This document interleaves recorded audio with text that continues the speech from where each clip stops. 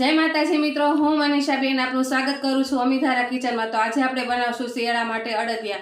અડદિયામાં આપણે ખાંડ કે ગોળનો ઉપયોગ કર્યા વગર સાકરમાં બનાવ્યા છે અને એકદમ સરસ બન્યા છે। જો તમે આ રીતના બનાવશો તો વારંવાર આ રીતના અડદિયા બનાવશો અને વિડીયો સારો લાગે તો લાઈક કરજો। તો ચાલો આપણે બનાવવાની શરૂઆત કરી દઈએ।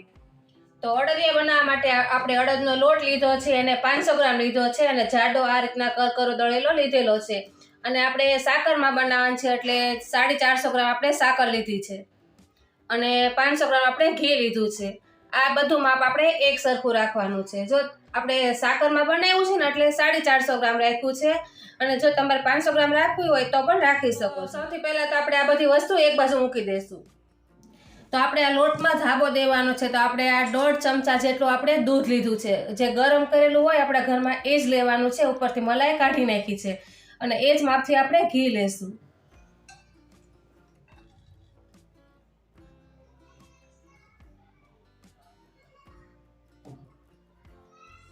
અને ઘી અને દૂધ આપણે બે મિક્સ કરી લેશું।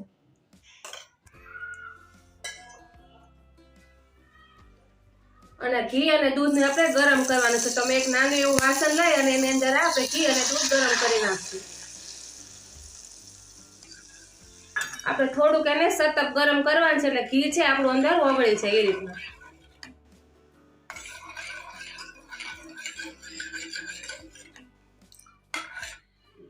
તો આપણું ઘી અને દૂધ સરસ ગરમ થઈ ગયું છે ધીમા ગેસે। તો હવે આપણે ગેસને બંધ કરી દેશું અને ઘી અને દૂધ છે ઉતારી અને આપણે આ લોટની અંદર ધાબો નાખી દેશું।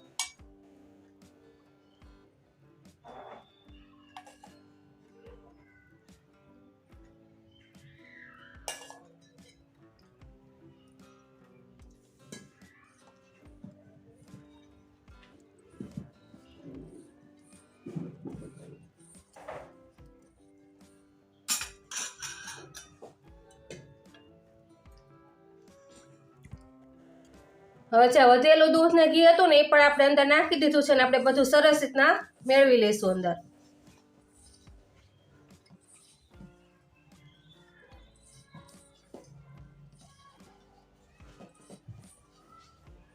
આપણે દૂધ નાખ્યું છે એટલે થોડાક આ રીતના ગાંઠા થશે તો આપણે હાથથી આ રીતના ચોળી અને બધા છૂટા પાડી દેવાના।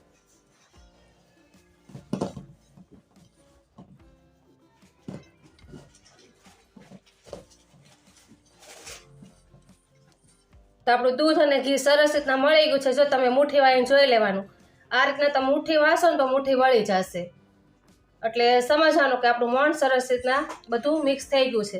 તો હવે આપણે આ જે ધાબો દીધો છે ને એને આ રીતના આપણે આંગળીથી બધો આ રીતના દબાવી દેવાનો।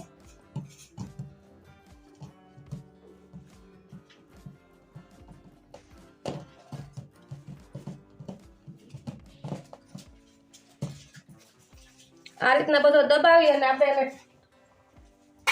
ઢાંકી દઈશું। ઢાંકીને આપણે 10 મિનિટ માટે રહેવા દઈશું। આપણે લોટને 10 મિનિટ માટે રેસ્ટ દીધો છે ત્યાં સુધીમાં આપણે જે સાકર છે એને થોડીક ખાંડી લઈએ એટલે બધો એક સરખો ભૂકો થઈ જાય। તો આપણે આવી પવાલી લઈશું, ઊંડું વાસણ હોય ને એવું લેવાનું, એની અંદર આપણે સાકર નાખી દઈશું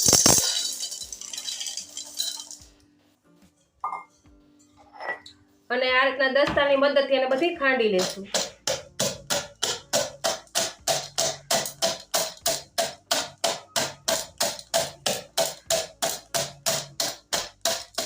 સાકરનો આ રીતના સરસ ભૂકો કરી લીધો છે ખાંડીને।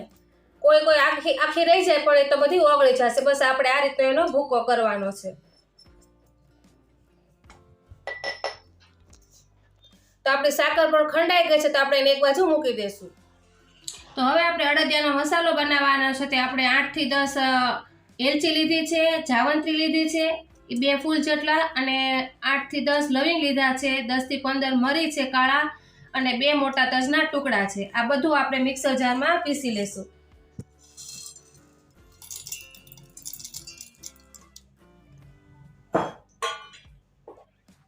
તો આપણો મસાલો પણ સરસ રીતના પીસાઈ ગયો છે। તો હવે મસાલાને આપણે અત્યારે સાઈડ પર મૂકી દઈશું। તો 10 મિનિટ જેવું થઈ ગયું છે ને આપણે ધાબાને ખોલી લેશું। જો તમે જોઈ શકો આપણો ધાબો છે એ સરસ રીતના બધો એક સરખો ભળી ગયો છે અને લોટના એક કણમાં આપણું મોણ સરસ રીતના ભળી ગયું છે। તો આપણે એને આ રીતના બધું પહેલા ઉખેડી લઈશું અને એક આપણે જે ઘરમાં ઘઉં ચાળવાનો ચાળણો હોય ને એની અંદર આપણે જે મીડિયમ સાઇઝની ચાળી હોય ને એની અંદર આપણે આ જે લોટ છે ને એને ચાળી લઈશું, એટલે સરસ અંદર બધી કણી પડી જશે લોટ.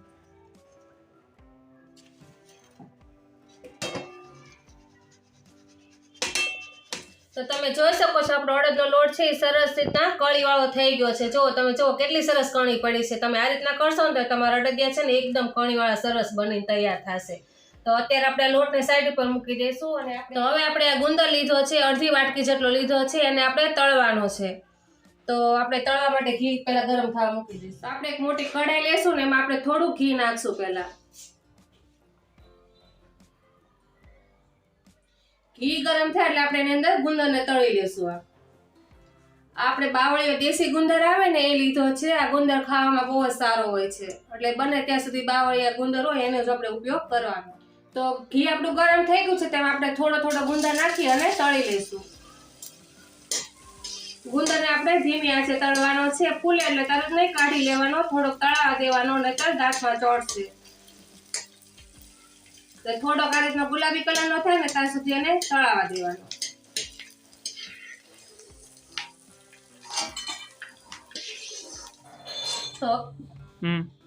તો ગુંદર આપણો સરસ રીતના તળાઈ ગયો છે. જો તમને આખો ગુંદર ભાવતો હોય તો રાખવાનો, નહીં તો તમે આ રીતના હાથથી ચોળશો ને એટલે બધો ભૂકો થઈ જશે. તો આપણે આ રીતના હાથથી એને ચોળી લઈશું.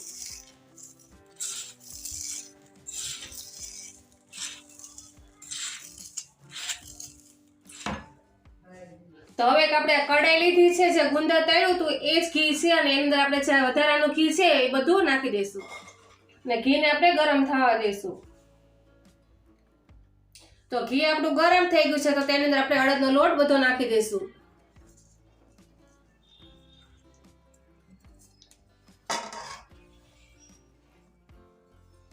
તો હવે આપણે અડદના લોટને શેકવાનો છે. તો આપણે એને ધીમી આંચ ઉપર શેકી લઈશું.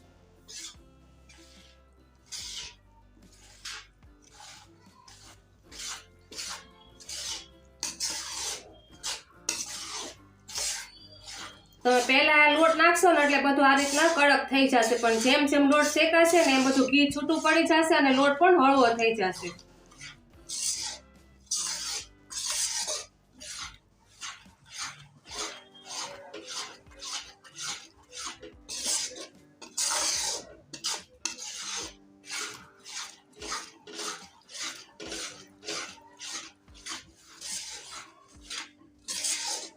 તો હવે આપણો લોટ છે એ શેકવા માંડ્યો છે. આપણે આ લોટને આપણે મીડિયમ ગેસ ઉપર 15 થી 20 મિનિટ માટે શેકવાનો છે. તો આપણે આને 15 મિનિટ માટે શેકી લેશું, પછી આપણે જોશું એ પ્રમાણે આપણે પાછો 5-10 મિનિટ આમ તેમ કરશું, પણ 15 મિનિટ તો આપણે શેકવાનો જ છે અને આ રીતના ધીમા ગેસે હલાવતા હલાવતા.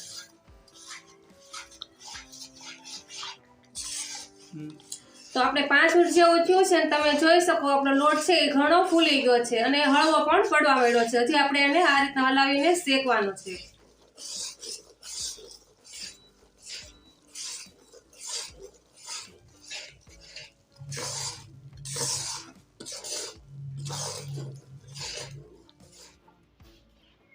તો આપણે 10 મિનિટ જેવું થઈ ગયું છે અને તમે જોઈ શકો આપણા જે લોટમાં ઘણો સરસ કલર આવી ગયો છે અને કણી પણ પડવા માંડી છે, પણ હજી આપણે આને 5 મિનિટ માટે શેકી લઈશું. એટલે અત્યારે સુગંધ પણ સરસ આવવા માંડી છે. આમાં આપણે અડદિયા બનાવીને સુગંધ તો બહુ જ આવે, આખા ઘરમાં પસરી ગઈ છે અને આપણે ઘી પણ ઉપર ઘણું છૂટું પડી ગયું છે. હજી આપણે આને 5 મિનિટ માટે આ રીતના હલાવીને શેકી લઈશું. જો તમે ધીમા ગેસે શેકશો ને તો સરસ આ રીતના શેકાઈને તૈયાર થશે અને તમને કળી પણ દેખાશે. જુઓ, એટલે આ રીતના આપણે એકદમ ધીમા ગેસે હજી 5 મિનિટ માટે શેકી લેશું. તો 15 મિનિટ જેવું થઈ ગયું છે અને તમને બતાવી દો. તમે જોઈ શકો આપણે લોટ છે એ સરસ રીતના શેકાઈ ગયો છે, એક એક કણી છૂટી પડી ગઈ છે. આપણે જ્યારે અડદિયું બનાવીને ત્યારે લોટ શેકવાની જ કળા છે. જો તમે આ રીતે એકદમ ધીમા ગેસે શેકશો ને એટલે સરસ આપણો લોટ શેકાઈ જશે અને સુગંધ પણ સરસ આવશે અને અંદરથી શેકાઈ જશે. આપણે જો ફાસ્ટ ગેસે તમે તળશો આપણે શેકશો ને તો લોટ તો શેકાઈ જશે, કલર પકડાઈ જશે, પણ દાંતમાં ચોંટશે તમે જ્યારે અડદિયું ખાશો ને ત્યારે. એટલે ખાસ આ વાતનું ધ્યાન રાખવાનું. તો હવે આપણે ગેસને બંધ કરી દઈશું અને આ રીતના આપણે ઘડીક એને ઠંડુ થવા દઈશું હલાવીને. તો આપણો લોટ ઘણો ઠંડો થઈ ગયો છે. હવે આપણે એની અંદર જે આપણે ગુંદર તળેલો છે ને એ બધો નાખી દઈશું. અને મેં આ રીતના પ્રેસ કરીને ભૂકો કરી લીધો છે, આપણે નાખી દઈશું. એટલે એની અંદર એ પણ સરસ શેકાય અને ફૂલી જશે. અને ડ્રાયફ્રૂટ પણ આપણે અત્યારે નાખી દઈશું. તો મેં 100 ગ્રામ કાજુ લીધા છે, એના ટુકડા કરી લીધા છે, એ પણ નાખી દઈશું.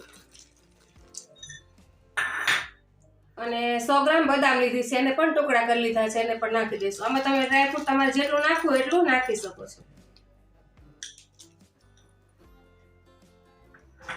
હવે આ ડ્રાયફ્રૂટ ને ગુંદરને આપણે સરસ રીતના હલાવી લઈશું.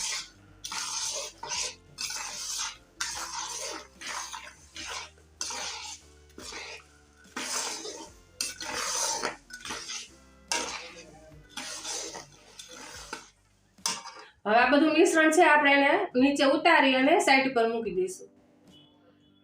તો હવે આપણે ચાસણી બનાવશું. તો ચાસણી બનાવવા માટે આપણે એક આ તવી લેશું અને તેની અંદર જે આપણે આ સાકર ખાંડીને રાખી છે બધી નાખી દઈશું. અને આ સાકર ડૂબે ને એટલું આપણે એની અંદર પાણી નાખશું.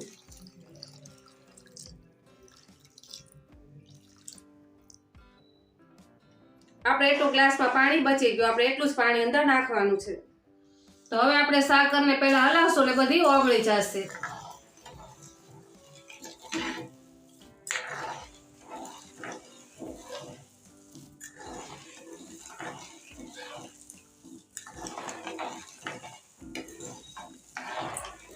આપણે અડદિયા ખાંડમાં કરતા હોઈએ છીએ, પણ તમે ખાંડ કરતા એકવાર આ સાકરમાં બનાવીને ખાશો ને તો જે આપણે ખાંડમાં બનાવીએ તો એમ થાય કે શરદી થાય એવું થતું હોય છે. પણ તમે સાકરમાં બનાવો ને તો નડશે નહીં, અડદિયા ખાવાની મજા આવશે. એટલે તમે એકવાર આ રીતના ચોક્કસથી ટ્રાય કરજો.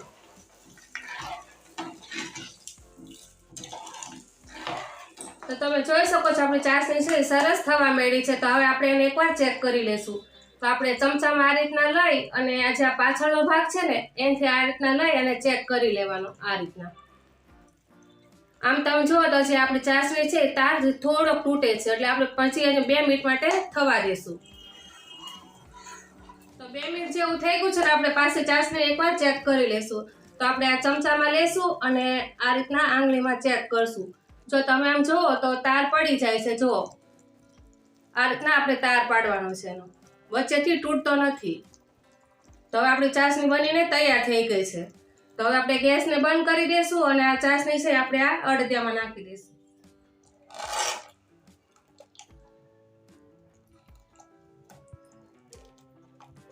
રાખ્યો તો ને મસાલો પણ આપણે અત્યારે અહીંયા ભેગો નાખી દઈશું.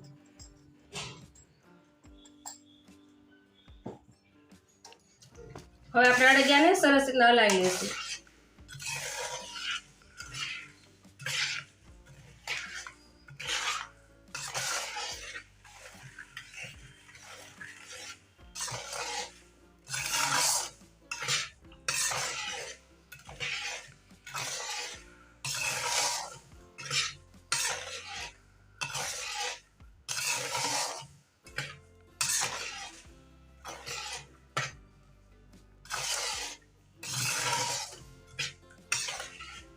આપણે અડદિયા છે સરસ બનીને તૈયાર થઈ ગયા છે. આપણે આને થોડા પછી ઠંડા થવા દઈશું. તો તમે જોઈ શકો આપણે અડદિયા છે સરસ ઠંડા થઈ ગયા છે. તો હવે આપણે એને થાળીમાં પાથરી લઈશું.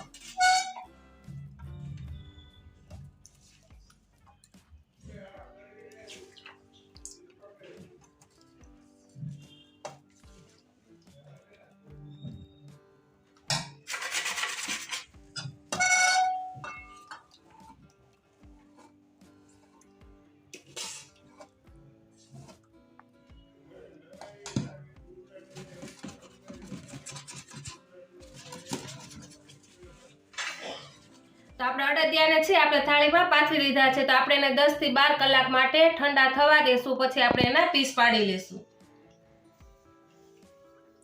તો 10 થી 12 કલાક જેવું થયું છે ને આપણું અડદિયું છે સરસ રીતના જામી ગયું છે. તો હવે આપણે એના પીસ પાડી લેશું. તો આપણે એક ચાકુ લેશું અને એના આ રીતના આપણે પીસ પાડી લેશું.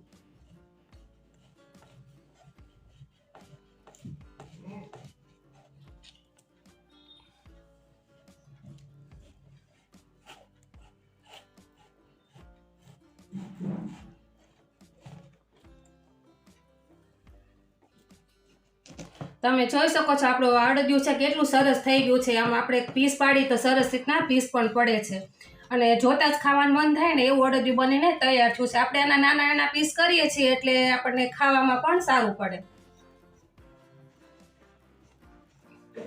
પછી તમને જે સાઈડના ગમે એ સાઈડના આપણે પીસ પાડી દેવાના. થઈ ગયું છે, આપણે બીજી બાજુથી કટ કરી નાખશું.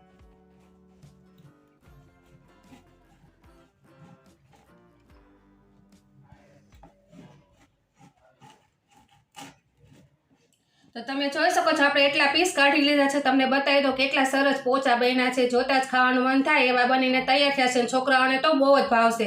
તો હવે આપણે બધા પીસ કાઢી લેશું.